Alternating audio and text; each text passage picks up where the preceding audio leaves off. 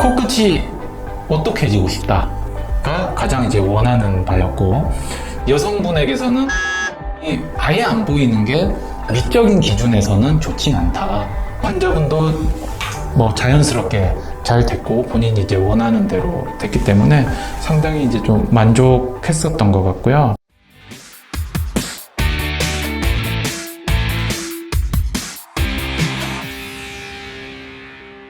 네, 안녕하세요. 라본 성형외과 김동진 원장입니다. 네, 오늘은 코 수술 리뷰 영상을 가지고 얘기를 한번 해보도록 하겠습니다.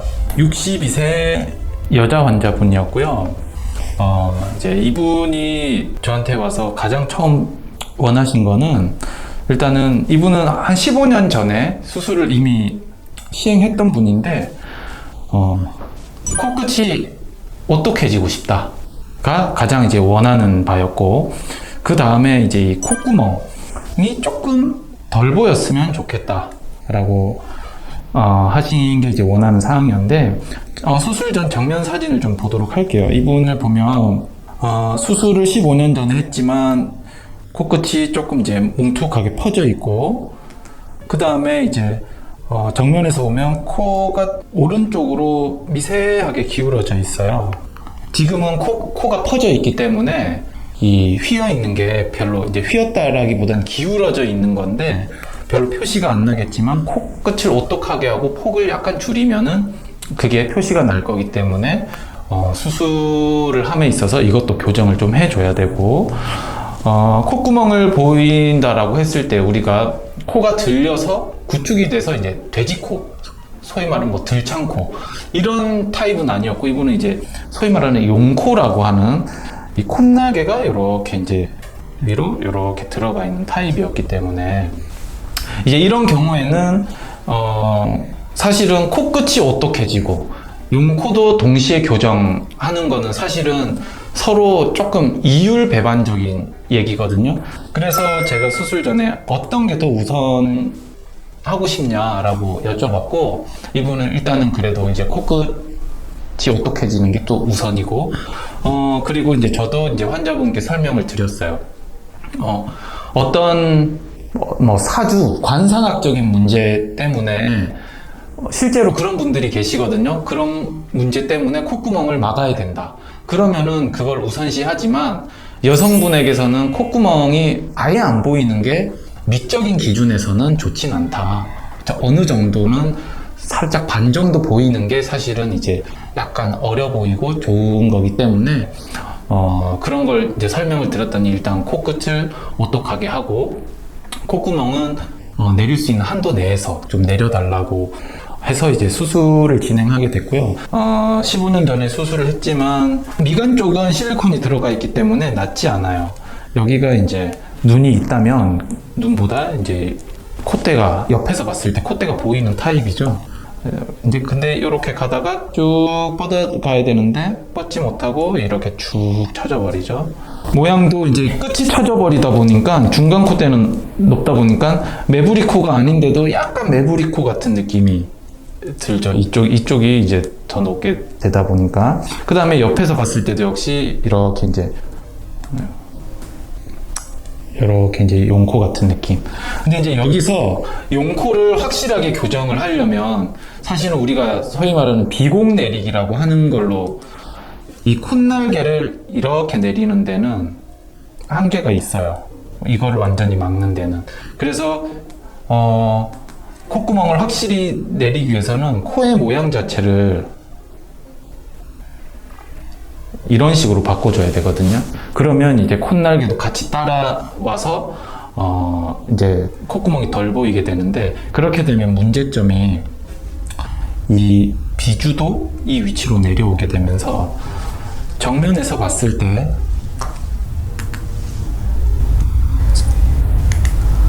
비주가 이렇게 되고 콧구멍은 막혔으나 우리가 소위 말하는 화살코의 느낌이 될 수가 있다는 거죠.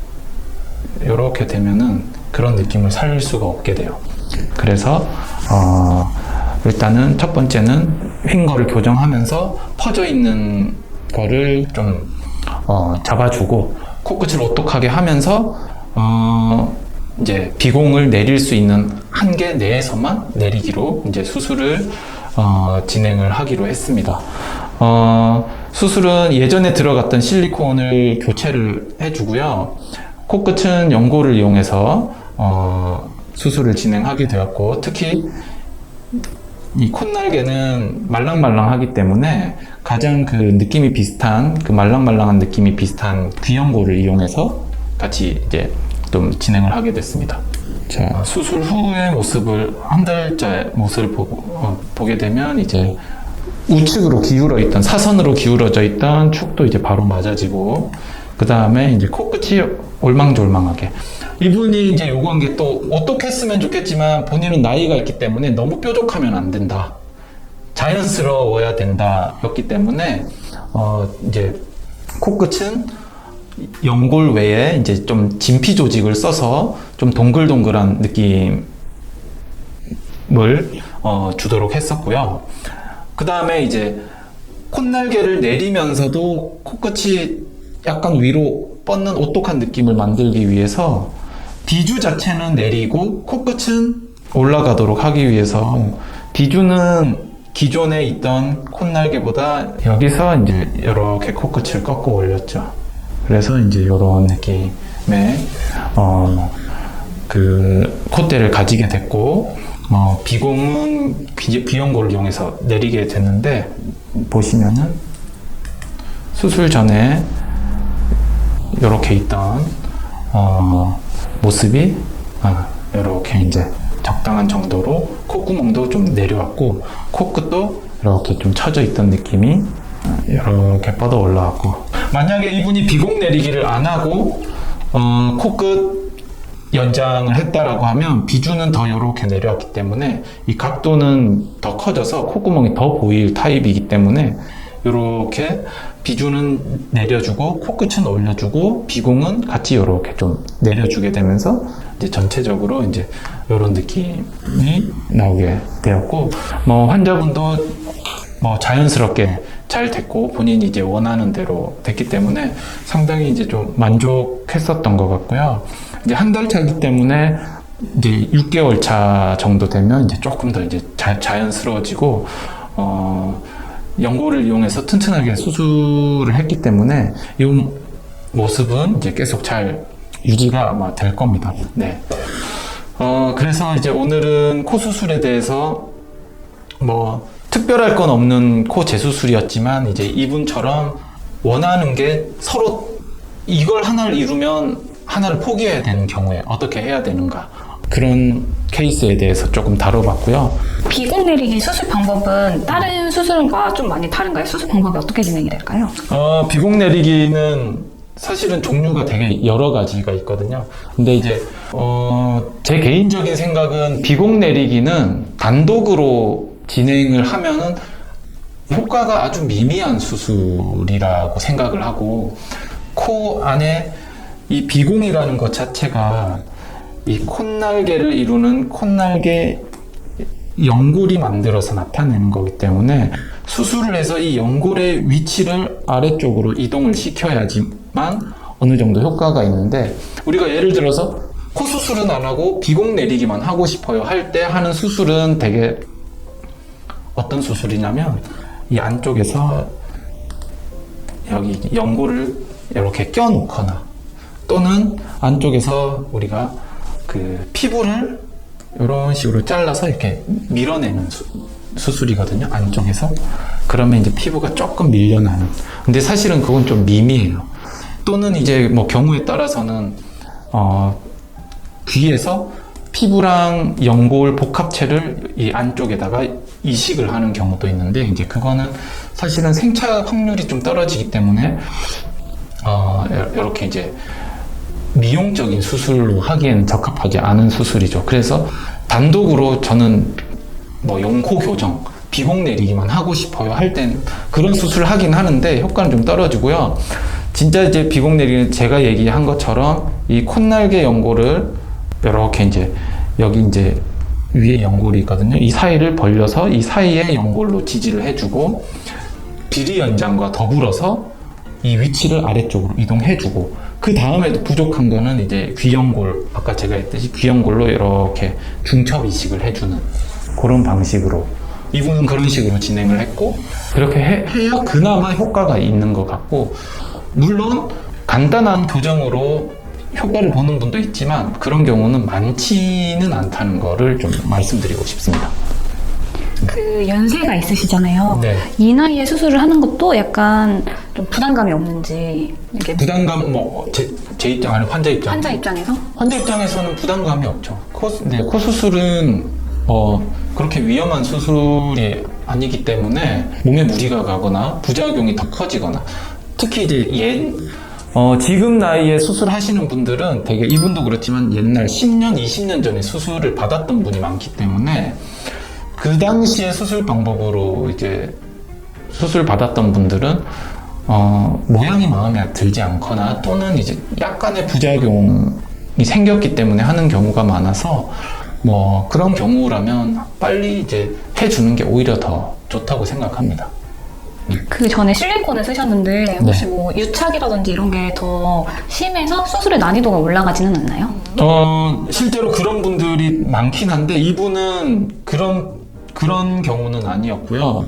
이분은 이제 다행스럽게 예전에 정말 그냥 실리콘 하나만 쑥 들어가 있는 그런 수술을 받으셨던 분인데, 이제 실리콘이 여기까지 이렇게 이제 들어가 있으셨던 분이고, 그렇게 되다 보니까 이 실리콘 끝단이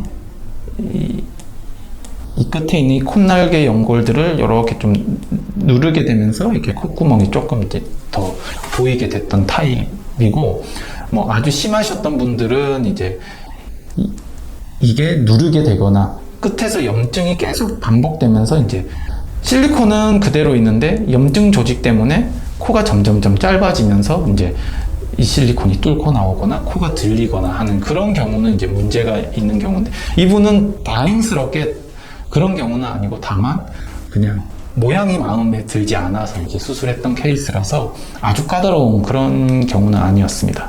그 아까 진피가 없다고 하셨잖아요. 네. 진피는 이분은 본인 자가 진피를 썼고요.